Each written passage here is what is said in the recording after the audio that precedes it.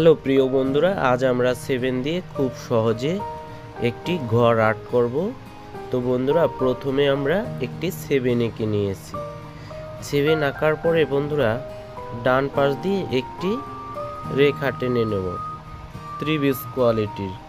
এখন 7 এর মাথা বরাবর আরেকটি রেখা দিয়ে দিলাম। রেখা দিয়ে দেওয়ার পরে দুটি রেখা মিলিয়ে দেব আস্তে আস্তে ঢেউ ঢেউ দিয়ে। তো মিলিয়ে দিলাম। এবার বন্ধুরা ডান পাশের রেখা বরাবর আরেকটি রেখা মিলিয়ে দেব আস্তে আস্তে। এরপর একটু ঢেউ ঢেউ দিয়ে দিয়েছি। এখন বন্ধুরা মাঝখানে সোজাসুজি ঘরের একটা রেখা টেনে নেব।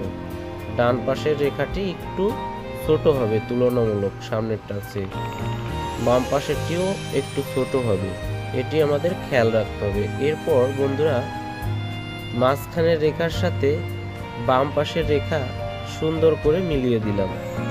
এরপর সেমভাবে ডান পাশেরটাও মিলিয়ে দেব।